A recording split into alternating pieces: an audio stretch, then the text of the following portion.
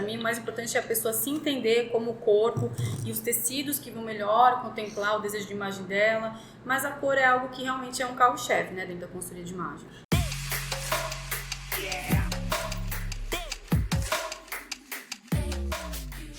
Fala galera, beleza? Chegamos a mais um episódio do podcast de Pouco em Pouco. Um podcast voltado ao empreendedorismo, mas não pela ótica e pelo glamour depois que tudo deu certo. Aqui a gente fala sobre toda a história, sobre toda a trajetória, os perrengues, mas que fizeram uma grande ideia, uma boa ideia, sair do campo das ideias e ir para o papel e para a prática. Estou eu, Emerson, aqui representando a Bússola Consultoria de Gestão Empresarial e o Luiz. Representando a Love Burger e o El Nacho também. E hoje a gente tem a honra de ter aqui com a gente, olha... Luiz, é a primeira, né, que a gente entrevista. Olha, estou puxando a nesse memória segmento, aqui, né? Eu acho que como consultoria de imagem é a primeira. Né? Já são 63 episódios com o teu. Mas a gente agradece aqui, Michelle Marie, consultora de imagem. Michelle, prazer receber você aqui, é uma honra. De um tema que está tão em evidência hoje, né, a consultoria de imagem, mas acho que para muita gente é algo totalmente novo para conhecer. Mas para quem não conhece a Michelle, quem é a Michelle? Obrigada pelo convite. A honra é minha de ser a primeira consultora de imagem. Espero que venha outras, porque cada uma vai ter uma visão. Bom, Michelle Marie, uma mulher que entendeu que o verdadeiro propósito é servir as pessoas com o talento e o dom que Deus me deu. Essa sou eu. Eu entendi isso nos meus 43 anos, de que essa é o que eu amo fazer. Estar com pessoas e dando o meu melhor para elas. Tá, mas a Michelle... Ela foi se descobrindo, acredito eu, né? Foi. Né? Então a Michelle, hoje ela entende que ela é importante servir, mas o que você estudou, o que você fez? A Michelle antes do PJ, quem era a Michelle? Eu gosto muito de falar que apesar do meu nome ser Michelle Marie, eu sou descendente de japonês. Então a minha avó veio do Japão. Marie, é só você fazer. Marie, né? Tem um Hiromi, tem um Hiromi aí. Tem um Hiromi aí. No meio tem um Hiromi, E a minha avó... De onde veio? Meu pai, eu acho que ele foi pra França. Meu pai gostava muito de viajar, então acho que ele deve ter conhecido uma Michelle Marie. Quase que o nome dela é Cabernet. Não é Sauvignon. E detalhe, a minha irmã é Danielle Marie. A Danielle Marie, Michelle Marie tem a saga das Maries. Ele gostava do nome do Posto Maria. Eu acho que gostava da Maria, exato, e ficou Marie. Exato. Então a minha avó veio do Japão e eu tenho muito orgulho de contar essa história porque é a minha descendência, apesar de não parecer muito. E ela aprendeu o ofício da costura, porque naquela época quem tinha muitos filhos tinha que fazer a própria, customizar, né, fazer as próprias roupas.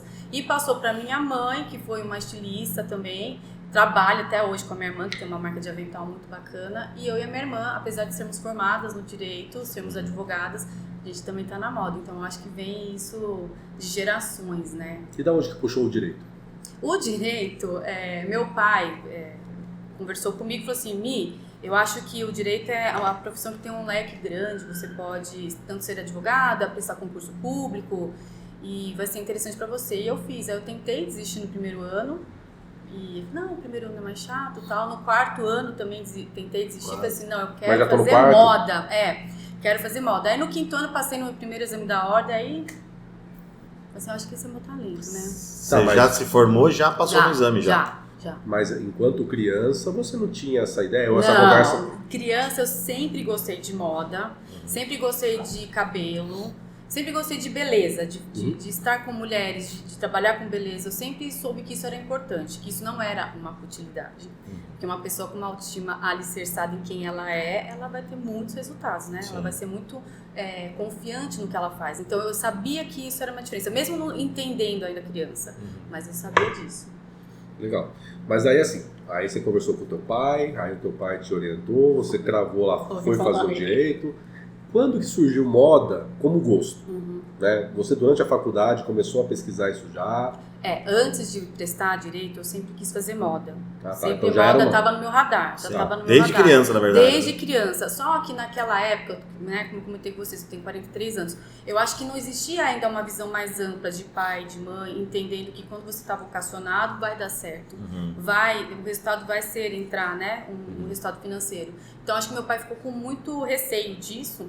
Então eu fui pro direito, mas direito nunca foi a minha primeira opção, nunca. Mas você chegou a advogar um tempo? Advoguei, eu passei no meu primeiro exame da ordem, e aí o pessoal ficou super empolgado, eu advoguei, inclusive eu tenho... Alguma especialidade? Direito de família e sucessões. Direito de famílias.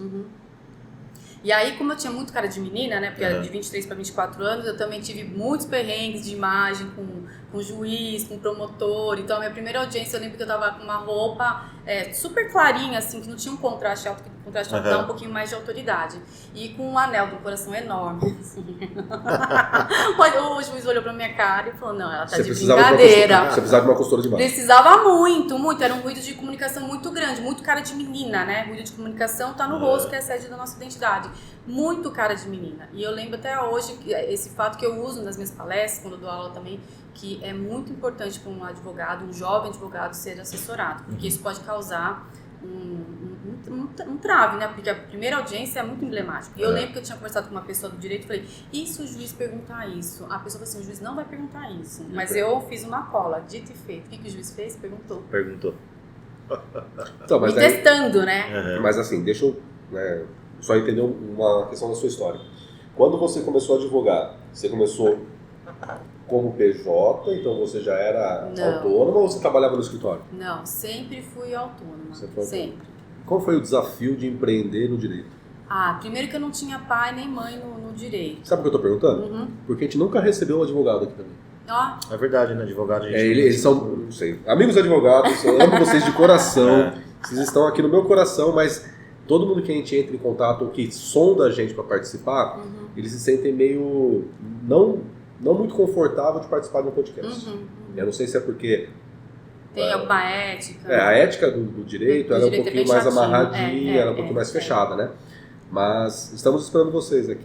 Então conta, como que foi empreender? Então, eu acho que no direito também deveria, talvez toda a faculdade, ter uma matéria que falasse sobre empreendedorismo, porque quando você sai, você é um profissional liberal, então você está dependendo de ações, as ações vão demorar para entrar, obviamente que você pode pedir os honorários, metade no final da ação, então foi bem complicado. Aí o que eu fiz? Tinha um convênio com a Defensoria Pública que eu me conveniei e aí eu comecei a ter as ações. Nisso também teve outras pessoas que vieram me procurar, tal, mas justamente por ter 23 anos para 24 anos, ser muito cara de menina, foi um pouco mais difícil também eu conseguir ter mais clientes. Tanto é que eu lembro de uma cliente que falou assim pra mim, você tem tanto cara de menina que eu nem vou te chamar de doutora. Não que eu precisasse ser chamada de doutora, não é isso, mas tinha esse ruído de comunicação muito grande. Mas sabe, Michele, você tocou num ponto, numa ferida, que a gente já tratou em outros episódios aqui, em relação à parte acadêmica, né? Acho que você não sabe, mas eu e o Luiz também já fomos da parte acadêmica, né? A gente foi... Tô por muito tempo. O Luiz parou um pouquinho agora, daqui a pouco ele volta. Né? Porque quando o bichinho pica... Foram 10 anos, né? Quando o bichinho pica é difícil de você sair. Mas a nossa época, porque a gente é contemporâneo, né? A gente tem a mesma idade. A nossa época realmente não tinha esse olhar para o empreendedor. Porque o autônomo, o trabalhar por conta, era um pouco mal visto. Hoje o empreendedor é uma palavra até gourmetizada. Empreendedorismo. Nossa, a palavra gourmetizada, né? Mas sempre foi o trabalhar por conta. Eu duvido que as pessoas que colocam hoje no Instagram empreendedor... Passou as pelejas lá, né? Não, eu duvido que há 20 anos atrás colocaria lá, trabalhando por conta. Autônomo. Autônomo. Porque existia um preconceito de que o autônomo, ele era um cara não muito disciplinado, alguém que não conseguia lidar com as regras do PJ. Conseguia emprego, corporativo. Então, na nossa época, realmente não tinha uma disciplina que fomentasse. Só que, vamos falar de uns 10 anos pra cá, tem. Entendeu? Tem, só que é uma disciplina que o próprio aluno ele não se interessa muito. Eu não sabia que tinha. É uma disciplina, pelo menos nas faculdades que eu trabalhei... Você que dava essa matéria? Você? Eu. Que máximo! Então, era um projeto de 6 meses. O projeto que a gente fazia, os alunos eles se dividiam em grupos e eles tinham que criar uma empresa do zero, desde o nome, criar o logotipo, fazer o plano de negócios e no final do semestre eles tinham que montar, a gente montava uma feira, que era um evento onde eles tinham as partes de banner, para apresentar, de fazer como se estivesse participando de uma feira fazer mesmo. um pitch mesmo de negócios. Que demais! Na minha época não tinha, gente. Mas uma mesmo tristeza. assim, você vê que o próprio aluno ele não se interessa muito, né? Por ser empreendedor, por buscar esse conhecimento, que ele acha que é um conhecimento que é muito fora da área dele. Sendo que não. Eu costumo brincar que ninguém ensina a ganhar dinheiro com o negócio. Então assim, poxa, você está se formando? Como que você ganha dinheiro com essa área que você vai fazer? As faculdades, elas evidenciam demais o saber fazer. Sim. Então, tem que ter mas você sai de lá, se vira. Você vai ser um bom advogado, você vai ser um bom médico, você vai ser um bom administrador, só que ninguém fala pra você, viu, como que você ganha dinheiro com isso? Lá fora, se você quiser abrir um negócio em relação a isso, como que você faz? E eu não sei, o direito também tem uma questão de concurso público ser muito forte, né? De você ser juiz, promotor, defensor, procurador, delegado, tudo é concurso público. Então, existe eu lembro que eu lenda, prestei também, eu prestava a Advocacia Geral da União, cheguei à segunda fase também, mas... Legal. Mas existia uma lenda que primeiro você estagiava, depois você ia, sei lá, você entrar no escritório para trabalhar um pouquinho, ganhar um pouquinho associado, mais... né? Ser sócio, né? Ganhar um pouquinho mais de corpo, um pouquinho mais de experiência, e quando você já tivesse o nome, você poderia abrir seu próprio negócio, né? Mas, claro que não. Hoje você pega qualquer pessoa recém-formada, desde que na tua área, desde que tem OAB, pode advogar, né? E eu tenho várias amigas que não conseguiram também ter tanto êxito na advocacia e que até hoje estão em grandes escritórios. E tudo bem. E tudo bem, Tudo bem. Não, mas são bons, os escritórios são grandes, né? São grandes. E quanto tempo você ficou no direito? Então, eu fiquei de 2003 até 2012. Bastante, Fiquei bastante tempo. E aí, eu falei assim, bom, agora eu vou transicionar de carreira. Estou com coragem, estava com 32 anos na época, estou com coragem de transicionar. Então, a primeira coisa que eu fiz, como eu venho do direito, então o conhecimento é extremamente importante. Sim. Aí foi... pegar uma escola em Paris, que tinha um grande renome, então eu estudei em Paris. E a melhor coisa de Paris foi exatamente o network, que é uma coisa que... Ela voltou para as origens do Marie. Do Marie. Você foi descobrir essas origens do Marie. Fui lá ver quem que era. Ela foi respirar. Exato. Foi respirar o meu nome. Então, ali eu percebi a importância de estar inserida, pelo menos na moda é muito importante, tanto é que o meu network ele é muito forte, porque eu tive essa possibilidade de estudar em Paris, estudar em Nova York, a professora que me convidou para dar aula na Belas Artes também, eu conheci em Paris em 2012, então ali eu vi o quanto era importante a gente, dentro do empreendedorismo, ter um bom network. Sim. E aí, como que foi essa trajetória? Então você foi lá... Não foi bem vista, imagina, todo o pessoal queria morrer. A família ficou doida, né? Saí da carreira de advogado, que você já vinha 12 anos, que ficou? 10 anos. 10 anos. 9, 10 Saí anos. pra moda. Não, e eu tava quase passando na Advocacia Geral da União. Nossa. Só que concurso público, para uma pessoa que é expansiva como eu, não tem condições. Você tem que ficar muito tempo sozinha. Não tem como você estudar com outra pessoa. Não tem como. E também oscilava demais. Um concurso eu ia bem, o outro eu ia muito mal. Mas é muito mal mesmo. Então eu falei, não quero mais isso. E aí eu falei assim, vou pro meu sonho. E foi muito difícil.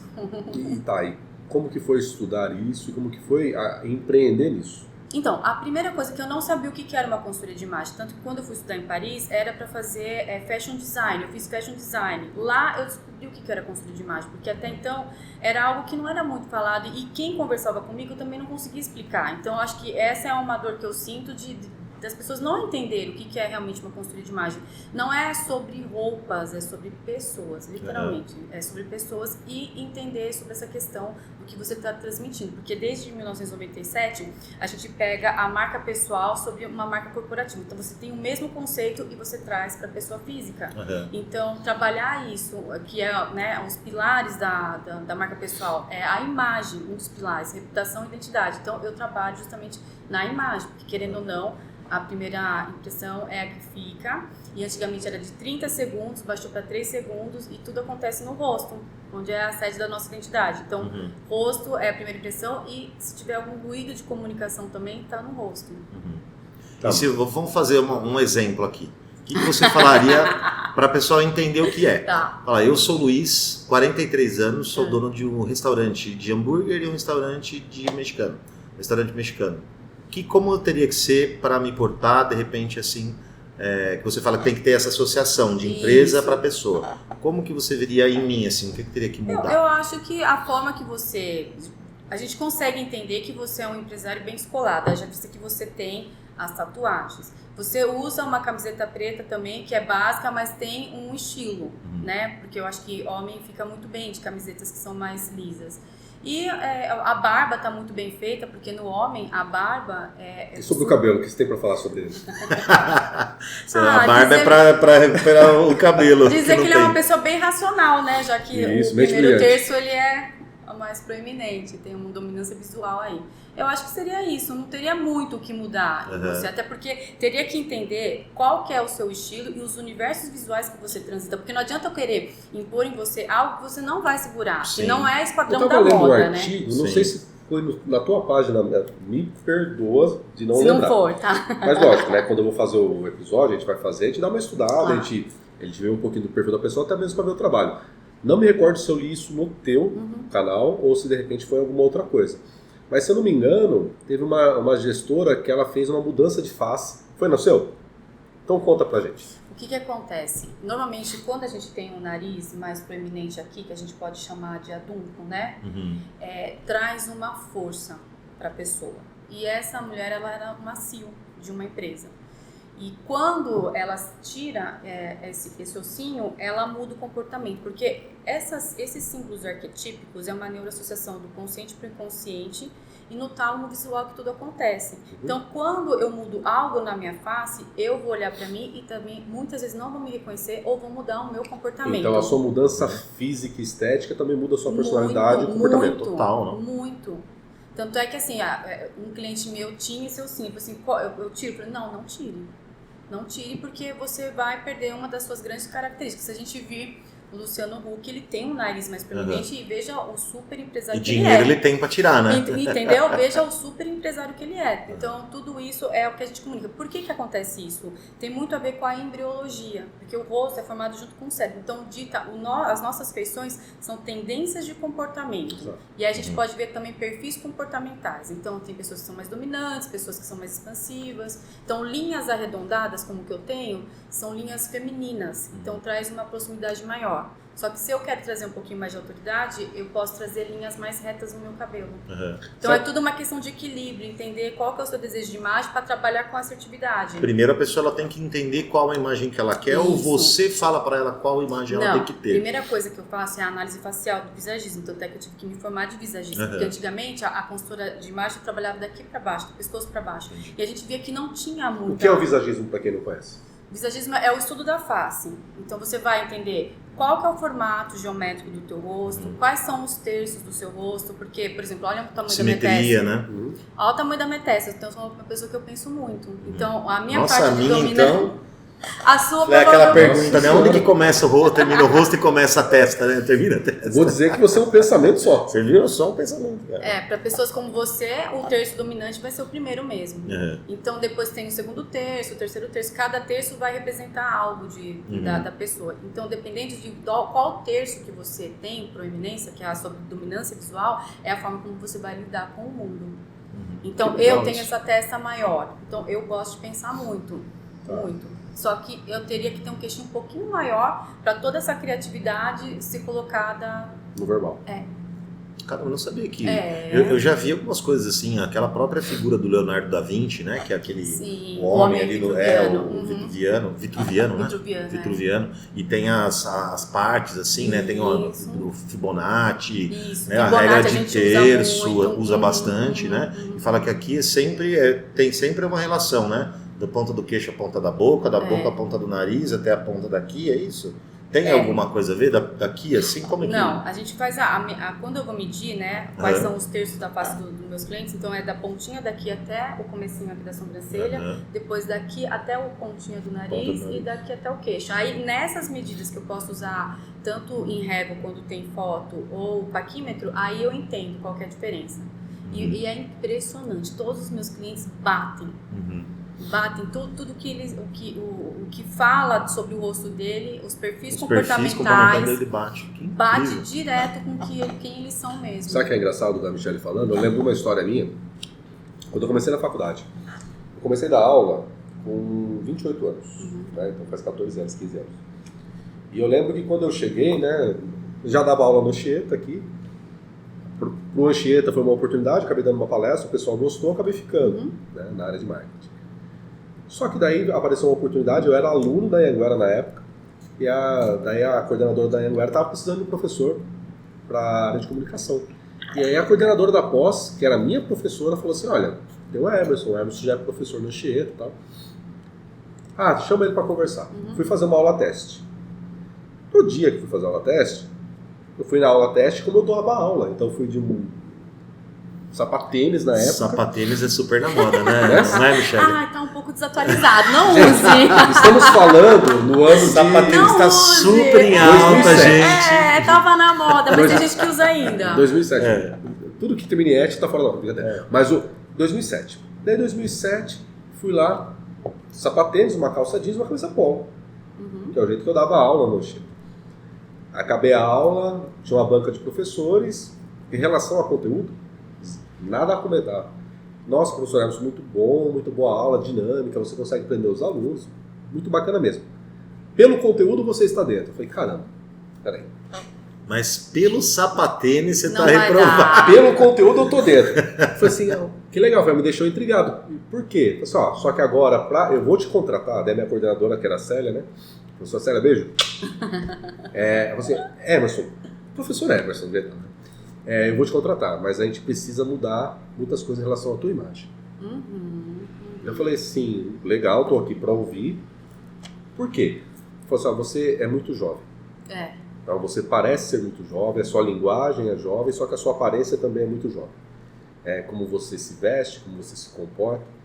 E aí você vai ter um problema com os nossos alunos, porque na época o curso de publicidade e o curso de marketing, eles tinham muito alunos mais velhos, diferente de hoje, né? Sim. Hoje você pega quem faz publicidade hoje? Molecada, 18, 19, 20 anos. Mas na época, quem fazia publicidade e marketing era uma pessoa mais velha. Acho que você pegou. Eu já peguei a dar aula pra gente mais velha aqui. E era um pessoal de 25, 30, 35 anos. Muitos que já trabalhavam com isso nas empresas, mas não exigia a graduação. E aí foi aquele boom de plano de carreira. E aí, no plano de carreira, precisava ter a graduação e a pós-graduação. E ela falou assim, olha, então se você chegar muito jovem e descolado para sua aula, eles não vão te respeitar de cara e vai ser muito difícil de você reverter. Você colocou o quê, Barba? Aí ela achou assim, a gente vai começar a aula daqui a um mês. O que eu preciso de você, estou te contratando, mas o que eu preciso de você para daqui a um mês? Primeiro, as 2, 3 primeiras aulas, eu quero que você venha de social, mas social mesmo. Então você tem que parecer imponente com aquilo que você trabalha. Eu sei que você é dono de agência, mas você tem que parecer dono de agência. E é bíblico, que tão importante quanto ser é parecer. Foi a primeira vez que eu tive esse insight, né? Então eu preciso que você pareça imponente. Então você vai começar a parecer imponente na tua roupa. Eu quero você do social. Segundo, eu preciso que você pareça mais velho. Então eu vou te pedir para deixar a barba. E eu não usava barba. Zero barba. Então, normalmente, se você tem um ruído de cara de menino, normalmente ou a sobrancelha é um pouco falhada, o olho pode ser um pouquinho levemente assim, caidinho. Não é o seu caso, tá? Mas normalmente a pessoa tem um olho não mais hoje, caidinho. 42 anos já. Jovem. Quando é jovem, você fala? Não, é no formato mesmo. São vários formatos, né, de olho. Então, um olhinho mais caidinho aí dá uma sensação de cara de menino. Jovialidade. Né? De pueril. Então, assim, como que eu vou confiar num cara que é tão menininho pra me ensinar? Então, tem isso. Por isso que você tem que... Quando tem a consultoria corporativa, eu tenho que coadunar a imagem pessoal de quem está trabalhando na empresa com a empresa. Então, tem isso também. E eu lembro que o que ela comentou, só quero isso nas 2, 3 primeiras aulas. Depois você porque depois o teu conteúdo vai falar por você, né? Então o pessoal já vai te conhecer, já vai saber que a tua aula é boa, já vai gostar do dinamismo da sua aula e aí você vem com a roupa que você quiser.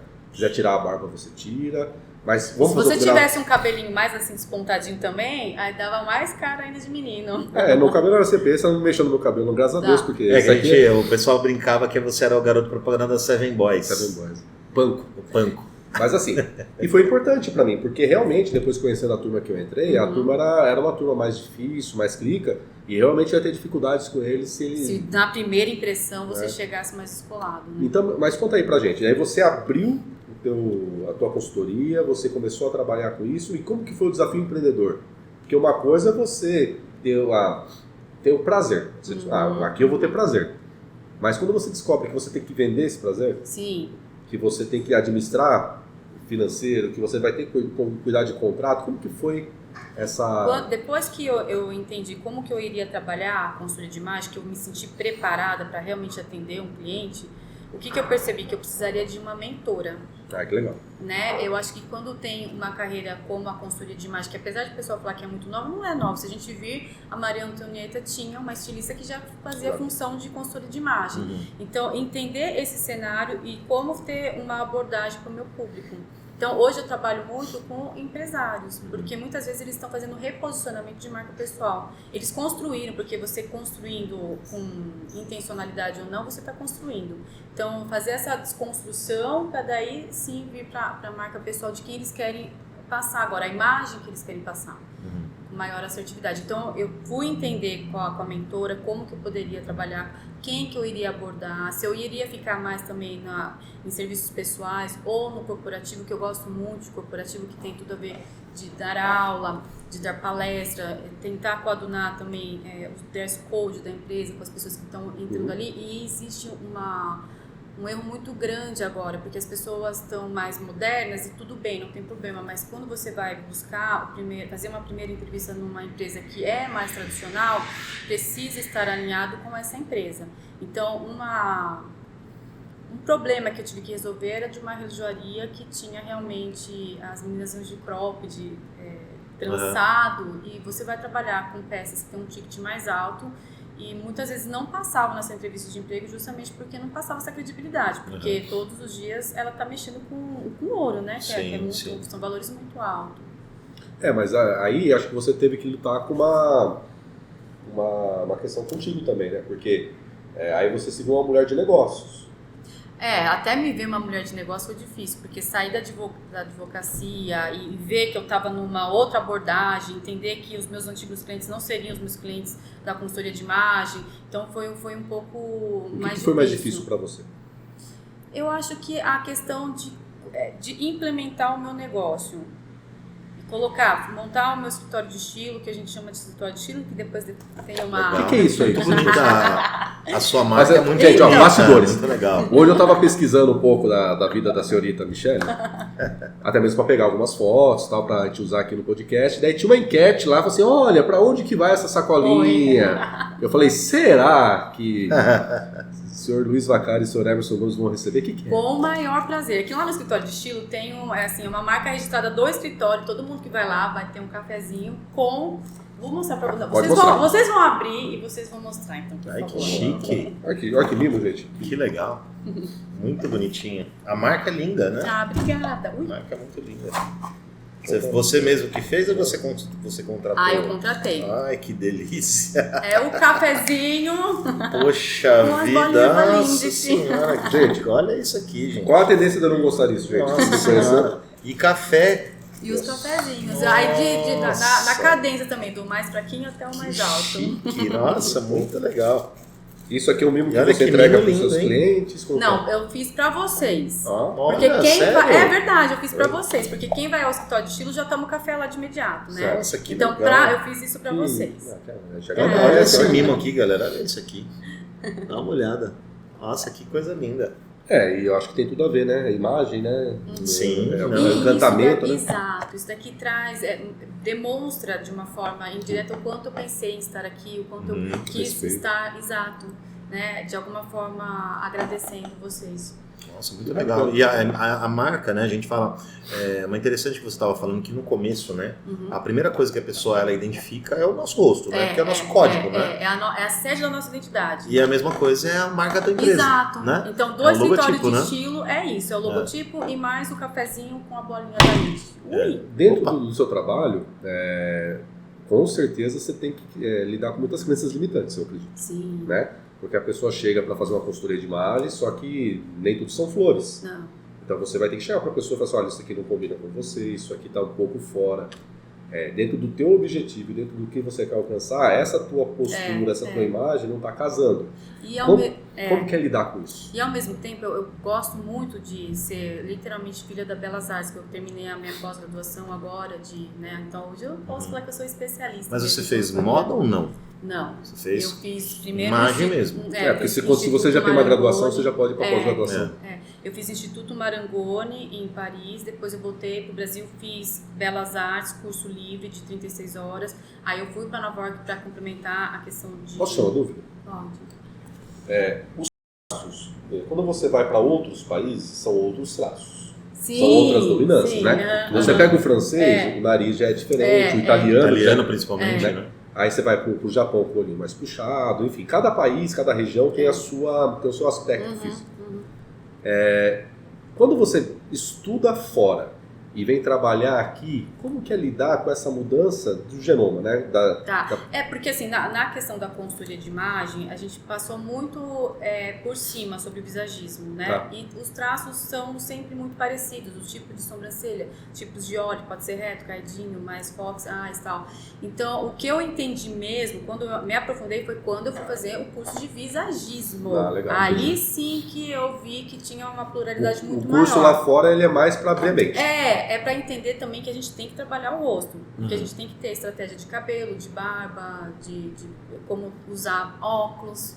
E eu ia te perguntar isso, porque, por exemplo, quando você chega e pega uma pessoa que está acostumada a usar boné, ou de repente não gosta de usar óculos, precisa usar óculos, ou de repente o olhar dele não valoriza muito, de repente o óculos é uma solução importante. Exato, é uma estratégia de imagem. Como que você faz para convencer a pessoa dessa mudança? Na verdade não é nem muito convencer, porque na hora que eu estou falando sobre visagismo, até a gente chegar na parte do óculos, que é uma das últimas partes, ele já está entendendo o que ele está comunicando. Então, ele está já reverberando sobre isso. Por isso que eu gosto do visagismo, não é a gente impor nada, é ele entender o que ele está passando e ele já vai. É um caminho, assim, você já conduz ele para as novas estratégias de imagem que eu vou trazer para eles. Então, eles não têm muita... Mas acho que a pessoa que ela está procurando, ela está buscando, né? Porque eu, por exemplo, eu gosto de pesquisar, por exemplo, eu vou comprar uma roupa. Pô, eu preciso saber que meu tom de pele tem roupa, por exemplo, que se eu vou colocar uma camiseta rosa, eu sou cor-de-rosa, eu vou ficar parecendo o papai da Peppa Pig, né? O presuntinho. Um presuntinho do Gaguinho, né? Inclusive, então, essa questão de cores, essa análise de coloração, ela vem do hemisfério norte. Então, quando a gente fala sobre a coloração pessoal, primavera, verão, outono e inverno, que é a réplica da natureza, a gente está falando de hemisfério norte, que é diferente do Brasil. É diferente. Porque as temperaturas são diferentes. Exatamente. Tudo aconteceu com o professor Yves Itten em Bauhaus, na escola de Bauhaus. Ele viu que determinadas pessoas pintavam os quadros de determinadas cores. Aí surgiu a análise de coloração pessoal do método sazonal expandido. E o terno mesmo, né? Que é o cara que deixa alinhado, mas é da Europa, né? Se você trouxesse para o Brasil, nunca seria criado no Brasil. Nunca, terno, imagina, com calor. 40 graus, cara de terno, né? Jamais. Mas assim, muda totalmente, né? Uma pessoa de terno é totalmente... Mas você não encontra algum tipo de receio, de restrição? De falar assim, poxa, mas já me falaram que essa cor não me faz bem, já me falaram que o cabelo... Sim, eu não sou esse tipo de consultora que tem algumas cartelas que não contemplam o preto. Eu não sou essa consultora que vai falar assim, não use o preto, porque eu nem acho que a cor também é o elemento mais importante dentro do design. Eu acho que o mais importante é você entender as linhas e as formas, o tipo de tecido que vai valorizar o seu biotipo. Então, uma mulher que tem um seio um pouquinho maior, se ela colocar um tecido muito estruturado, aquilo que pode ser algo que ela deseja camuflar, vai ficar maior ainda. Então, não é a cor em si, a cor tem a psicologia das cores. E isso, sim, é muito legal, porque na pandemia houve sim, um estudo de cognição do vestuário, ou seja, da forma que eu me visto, isso vai influenciar em mim. Então, o dia que eu tô um pouquinho mais triste, eu não vou usar o preto, porque o preto ele vai me deixar mais retraída. Coloco que é um amarelo, que é uma cor que praticamente está falando do welcome, né? Que você vai... Mas quase que eu expliquei aqui. Não, eu pensei que você ia falar um... Olha pro sol que você explicaram, não tem sol aqui, mas tudo bem, cortou. Então, a cor eu não acho também a mais importante, não. Para mim, o mais importante é a pessoa se entender como o corpo e os tecidos que vão melhor contemplar o desejo de imagem dela. Mas a cor é algo que realmente é um carro-chefe, né, dentro da consultoria de imagem. E a pessoa que busca esse posicionamento com você, como que ela quer, por exemplo, é você que fala para ela como ela tem que se comportar. Por exemplo, é ela que busca com você. Isso. Eu queria ser uma pessoa mais despojada, eu tô achando que eu tô muito sério. Aí a gente vai ver as linhas. Você vê as linhas e vai transformar despojado combinando para ela. Mas você chega a fazer uma análise assim, do que ela quer versus a realidade dela? Não. Porque assim... Mas tem, às vezes, dá pra fazer o antes e depois. Porque o que eu penso, às vezes a pessoa chega e fala assim, eu quero ser mais despojado, eu quero ser uma pessoa melhor vista. Cansei de andar de terno e gravata, quero agora ser visto como o cara mais despojado. Tu não vai nem sair dele, né? Que nem você, por exemplo, igual você.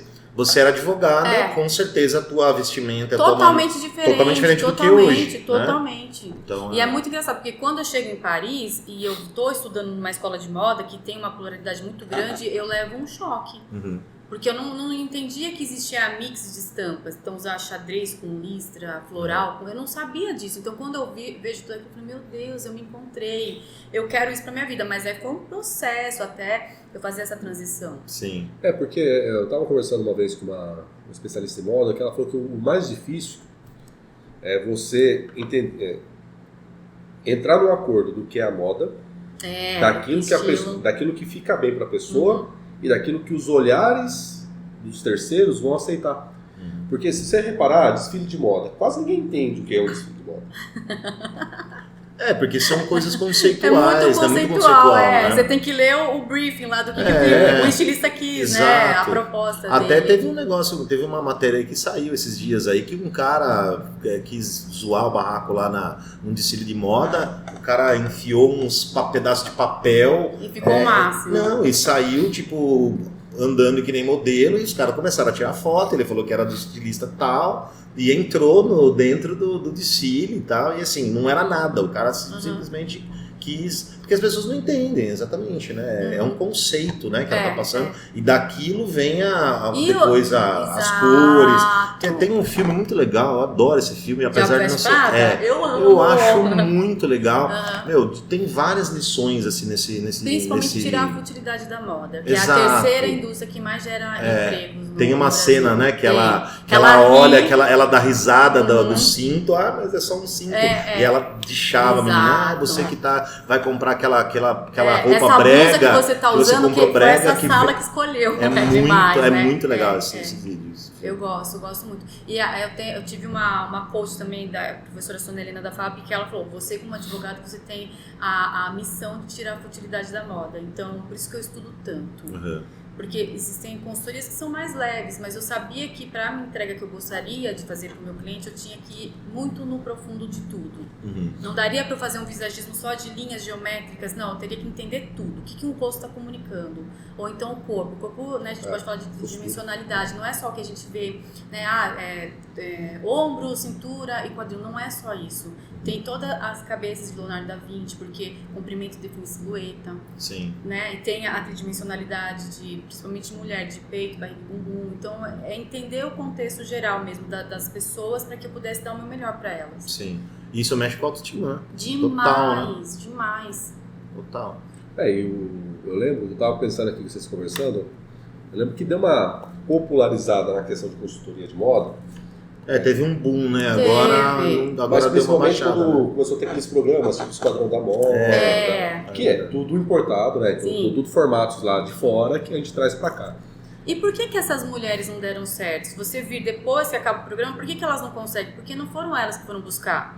É diferente você indicar um serviço do qual você não tá a fim de fazer. Sim. Então, normalmente, agora quem realmente vem me procurar sabendo que quer trabalhar a imagem, fica daqui para melhor, porque a minha questão é que elas me superem, os meus clientes me superem dentro do que eu tô apresentando para eles. Eu também sou consultor, só que de negócio. Tem um problema de consultoria que às vezes a pessoa te procura como uma salvação. Tá? Eu preciso fazer uma mentoria com você profissional e tal. Por quê? Porque eu cheguei num acordo que eu preciso mudar. Só que quando você entra e aprofunda, e você começa a falar assim, olha, isso aqui não casa mais, isso aqui não funciona, isso aqui você tem que parar. Você mexe em algumas situações que estão ligadas a sentimentos. E zona de conforto. E zona de conforto. E muitas vezes as pessoas abandonam a consultoria pela pressão que ela causa na mudança, porque as pessoas não são boas de mudança. Tem pessoas que, principalmente quem tem um perfil estável, é muito difícil mudar. Porque uma coisa é você achar que tem que mudar, e outra coisa é você conseguir mudar. Exato. Por isso que o Esquadrão da Moda, muitas pessoas que você vir depois, aqui não tem mais um programa, voltou a ser quem era. Sim. E assim, é muito engraçado porque eu fiz estágio com a produtora de moda, não do Esquadrão, né? Não fui estagiária do Esquadrão, fui da produtora, mas eu acabei indo ao programa. Então, realmente, aquela parte de você entrar na casa da pessoa e tirar as roupas é muito dolorido pra ela. Até porque ela não foi ela que procurou. Exato. É alguém que, na verdade, ela acabou sendo ridicularizada. Exato. Né? Porque alguém mandou uma carta falando que ela era e a brega. se veste mal. É filmada no dia a dia. Foi muito mais, como pode falar? É sensacionalista. Show, é sensacionalista. Tinha que ter um programa. Pegava um pra Cristo pra ridicularizar e ganhava um prêmiozinho em dinheiro. Eu também acho. Agora, quando a pessoa vai até atrás... É totalmente diferente. A pessoa quer, né? Ela quer mudar o estilo dela. E ela né? quer entender quem ela é, porque muitas vezes as pessoas não entendem também o que é estilo. Sim. Né? Porque, por isso que eu falo, invista no estilo e use a moda a seu favor. Então, tem coisas da moda que eu não vou usar, não é porque eu estou na consultoria de imagem que eu vou usar algo, porque se não ficar bom pra mim, se não for do meu perfil comportamental, do meu estilo, do meu universo visual, pra que eu vou usar? Só pra falar que eu tô na moda? Mas você sabe que eu passei por isso. Quando eu dava aula, depois no final eu acabei até mudando um pouco, mas eu me olhava de social, de camisa social por dentro da calça, com cinto, sapato, eu não me encontrava, eu me achava horrível. E assim, era uma roupa que me sufocava, eu não achava legal, mas assim, pela pressão de você ser professor, de não ser aquela coisa da idade, não era tanta diferença de idade, então eu me forçava. Foi bem no comecinho da sua carreira? Bem no comecinho, então eu tinha 30 anos quando eu comecei a dar aula, 33, 32, 33, e a gente tinha alunos que tinham 27, 28, quase a mesma idade, então para você se diferenciar, eu acabava usando, mas eu me olhava no espelho e eu odiava. Eu não achava legal. Eu falei, não é minha cara. Aí eu comecei a usar camiseta. Se encontrou. E pra mim é ótimo porque me veste, é confortável, é uma roupa que eu me sinto bem. Né? E vocês dois têm muito conteúdo de moda, porque o relógio seu tá muito bacana, né? As pulseiras. Isso aqui me acompanha. Muito legal, é sua marca, né? Deve ser sua marca. Topete. Topetinho da Panko. Sabe qual é o problema que eu vejo? É que você deve lidar muito com isso. As pessoas se comparam demais. É péssimo. E a comparação é a mãe da frustração. Então a pessoa de repente olha e fala assim, aquele cara fica bem social. O cara fica social, fica na... O cara tá de terno, nossa, tá um estilo. Aí você se imagina lá e fala assim, puta, quero assim. Só que quando você coloca o corpo, compra um terno de R$3.000, vai lá e se acha ridículo, né? Eu lembro uma vez, eu com meu irmão, assisti na Copa de 98, não, do 2002. É a seleção italiana, né? O rei da moda, não, é rei da moda. A moda Gucci, né? Então o italiano se veste bem, né? Muito. Milão é um desfile. Milão é desfile, né? Milão é desfile. Eu fico assim, o que é isso, gente? Nunca mais que a França, não é? Muito mais. Eu nunca vi um metrô tão fashion. Não, é um desfile. É um desfile. É quase igual ali no Corinthians Itaquera, no metrô, né? Não entendi a referência. Viu? Aquela corintiana. Chegamos ao final de mais igual. Mas assim, eu lembro que na Copa eles lançaram uma camisa de jogo da Itália, mas muito bonita. Aquela que você olhava assim, dava pra ir pro shopping. De tão bonita que era a camisa do jogo. Aí eu e meu irmão falou assim, viu, vamos comprar, a gente precisa comprar. Caríssima, né, também. Eu lembro que, não, mas até o preço tudo bem, né? Aí eu lembro que a gente olhou o primeiro jogo da Copa, os caras tudo perfilado lá, italiano normalmente mais bonito. Aí colocou vocês dois, a camiseta ficou linda. Aí eu lembro que os caras tudo perfilado, a gente olhou um pouco assim, vamos comprar amanhã? Vamos. Passamos na passarela aqui, vamos comprar. Viu, vocês têm a camisa nova da seleção da Itália? A gente tem sim. É pra vocês? A hora que a vendedora já falou, é pra vocês? A gente já percebeu que alguma coisa não tava muito certo. Preconceito ali, né? Foi dar pra gente. Então tá bom, trouxe lá o nosso tamanho. Parecia até colchão amarrado no meio, porque foi feito... Por quê? 2 de camisa da Itália. Não porque... Atleta. Então tinha um desenho, uma linha, um material feito para atleta. Então a hora que você coloca no corpo de um atleta é outra história, né? Quando eu coloquei no meu corpo, eu falei assim, gente do céu, não vai rolar. Sem condições, meu irmão. Aí só que um tá... Aí saiu, cada um entrou no mostruário, a hora que saiu os dois, um olhou pro outro. Eles riram, né? A gente riu assim, nossa senhora. Falei, moça, deixa quieto, não é pra gente. Mas acho que deve acontecer isso contigo também, né? Da pessoa ter uma aspiração de moda, daquilo que ficaria bom pra ela, e de repente você trazer ela mais pro real, né? Por isso que quando eu vou à casa dos clientes, que a gente tem que fazer as montagens de look, eles têm que provar. as roupas, para eles poderem realmente entender. Como que é o processo? Então, conta um pouco de como é o processo do seu negócio. Eu gosto muito de começar bem cadenciado mesmo, fazer a análise facial para entender, para também saber como que eu vou lidar com aquele cliente. Mas a pessoa liga para você, aí primeiro o encontro é no seu escritório. No escritório de estilo. Tá. Aí eu já conquisto com um chocolatinho. Já conquistou, gente. Eu já tinha fechado a consultoria na hora. Já. Se ela oferecesse uma Heineken, era amanhã. E aí a gente começa com a análise facial, que é o visagismo, para poder entender os perfis comportamentais. Depois a análise corporal, que eu acho que é uma das mais importantes. Aí a análise de coloração, né? E aí sim vamos para a parte prática, que é ir até o closet do cliente, fazer uma renovação, ver o que pertence a ele, o que não tem mais. É o esquadrão da moda. Só que é mais tranquilo. Por que não? Porque eu lembro que no esquadrão da moda é lixo. Isso aqui. Não, isso aqui não serve. Mas é confortável. Foi minha avó que deu. Não, mas não serve. Lixo. Então, dentro da consultoria de imagem, tem até os professores até falam quais são os termos que você vai usar com o cliente, para você não ser abusivo, arbitrário, né? Quem que sou eu para falar se isso é brega? Não tem mais também isso de brega, entendeu? Os universos visuais, eles são tão amplos que não tem mais como chegar e falar você é brega. Quando você pega uma pessoa que ela é muito multidisciplinar, então, por exemplo, ela tem momentos da vida dela que ela é mais descolada, mais despojada, que ela pode ficar mais tranquila. Mas ela tem responsabilidades, por exemplo, ela tem a igreja, ela tem a vida pessoal dela, ela tem o trabalho que não tem nada a ver com a igreja. Como que é você intercalar vários mundos de uma pessoa só? Normalmente a gente consegue fazer closet cápsula. Então, pegar uma camisa que vá coadunar com shorts, com a saia, com a calça. Vai mudando os acessórios, vai mudando o sapato. Se você colocar um tênis, você já está super casual, mesmo que tenha alguma linha reta de calças formais. Eu acho isso é muito legal, Michele, é muito bacana, inclusive para quem está assistindo, porque você trabalhar com guarda-roupa cápsula é muito mais barato do que você ter 300 mil roupas que você não consegue nem harmonizar, você não sabe o que você vai usar. E, por exemplo, você tem umas peças coringas, por exemplo. Eu tenho peça coringa, eu vou dar uma palestra. Eu ponho um blazer. Ótimo! Eu tô com blazer, com a minha camiseta preta. Meu armário normalmente é igual do Cebolinha. Da Mônica, né? Da Mônica. Eu acho que eu tenho umas 4, 5 camisetas pretas, tem umas 3 brancas, que eu também gosto bastante. Vermelho que falta logo? O vermelho eu tenho aqui, o cinza, que eu tenho um uniforme aqui, que eu também coloco, né? Mas assim, esse é o que você quer ser um pouco mais sério. Eu uso o meu All-Star, que eu adoro o meu All-Star, e de blazer. Eu tenho um blazer mais escuro, um blazer mais claro. Então, e o isso é legal da galera saber que nos últimos 15 anos, inclusive. Porque... e uma peça de couro, né? Eu tenho uma jaqueta de couro, que eu ando de moto. Couro, eu tenho uma jaqueta de couro também que combina. Então é legal a galera saber, porque às vezes você ter uma assessoria que monta um guarda-roupa cápsula para você vai economizar muito mais dinheiro, porque às vezes você pode ter, sei lá, 4 bermudas. Fala um guarda-roupa cápsula pro pessoal, assim, base. Olha, eu gosto muito de trabalhar com calça jeans, normalmente cores mais escuras que traz uma elegância, você vai transitar do casual pro formal. Camiseta branca, desde camisa mesmo até camiseta, é muito legal ter também.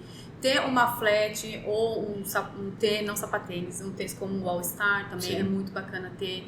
Ter algum acessório como um cinto que vá também trazer mais conteúdo de moda. E aí a gente começa com as terceiras peças também, que seria pegar um blazer, que você vai coadunar tanto com a calça social, que seria o conjunto, também com a calça jeans, uma saia, também é muito interessante ter uma saia preta. Normalmente envolve muito cores escuras, então uma pessoa que não fica muito bem com cor preta, a minha sugestão é substituir pelo azul marinho, que é uma cor neutra que vai ficar boa com todas as cores que você vai ter. Também, né? Vai combinar com tudo. Então isso, tendo esse armário cápsula, você vai conseguir transitar. Então você vai poder usar uma camisa branca com shorts. Sim. E fica super bem vestido. Fica super bem vestido, exato. E você vai. Então eu gosto assim também, porque às vezes eu entro no closet dos clientes, é um cabide com 3, 4 roupas. Ele nem vê qual que é a primeira. Se ele não enxerga, não pode. Não vai usar. Então, se você não está usando uma roupa há mais de 6 meses, você já pode, ou na second hand, que está falando muito nessa moda circular, que eu gosto muito sobre, né, desse tema, ou então até mesmo doar para a igreja. Sim. Né, para pessoas que falar para você comprar peças novas, você se livra das antigas, né? Abrir é até mais mental, né? Você abre espaço para coisas novas, tira as antigas e coloca coisas novas. E dá uma sensação de leveza, de leveza, E assim, então hoje para você falaria que um guarda-roupa cápsula seria, sei lá, A calça 2 blazers. Isso. 3 blazers. 3, 4 calças jeans. 4, 5 bermudas. Nem precisa ter tanta calça jeans. Nem precisa ter Não precisa, não. Se você gosta de transitar, assim, você tem calça jeans que é bacana, tem uma escura, lavagem escura e uma clara. A clara você pode usar mais de dia e a escura com um blazer, né? Quando você vai dar sua palestra. Então é bem interessante. E trabalhar em acessórios. Eu gosto muito de trabalhar homem com acessórios, com umas pulseiras, relógio, pulseira, que vocês estão correntinha, usando. né? Barba também, que comunica muito.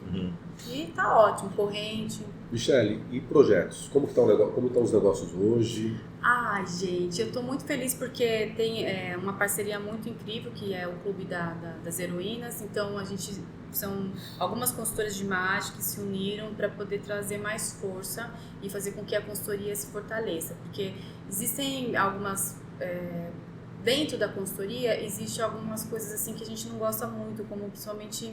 essa questão de concorrência, sabe? Então a gente está se unindo bem para tirar isso, porque o cliente que vai te buscar. Sim. Você não precisa fazer nada, o cliente vai te escolher, né? Então uma pessoa pode ter empatia comigo, pode ter com uma outra, então nada melhor do que estarmos juntas. Sim. Para daí sim fortalecer cada dia mais a carreira. Eu gosto muito de estar juntos. Eu sou uma pessoa que gosta de estar junto com outras pessoas. Então tem essa questão que eu estou muito feliz.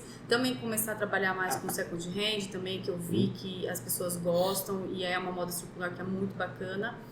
E voltar a dar aula, né? Estou tentando ver se eu consigo migrar para São Paulo.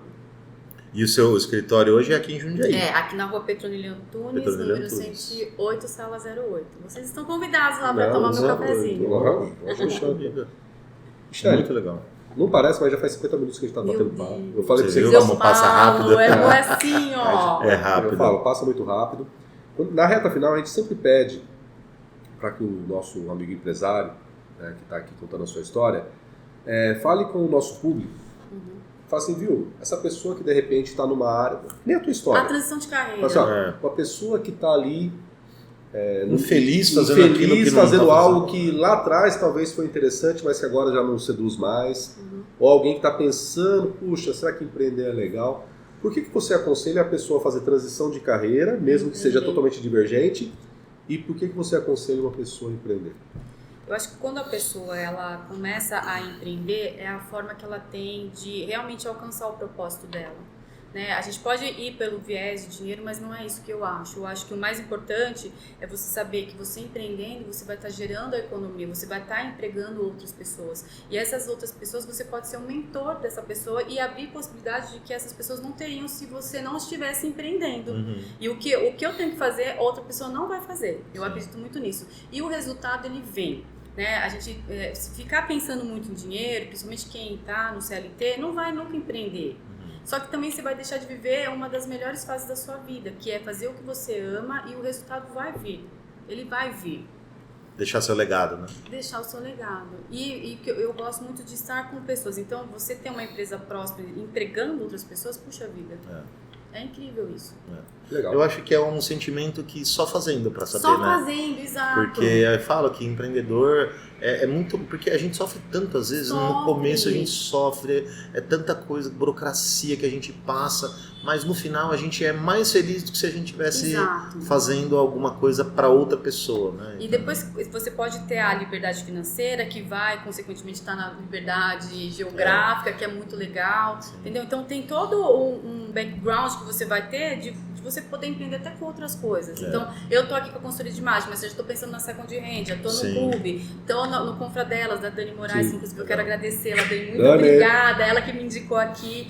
Então, assim, sabe, abrir outras vertentes, né? Então, eu amo isso. Uma vez que você começou, você sabe qual é o caminho, né? Exato. E aí, o lance muito legal é de você construir uma coisa, a hora que tiver já... Você já vai abrindo outro braço. Se já estiver sozinho, rodando ali sozinho, você já abre um outro, já vai diversificando, isso é muito legal.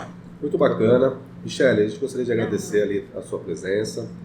Foi um papo enriquecedor, né? Muito. Luiz, obrigado aí por mais um episódio.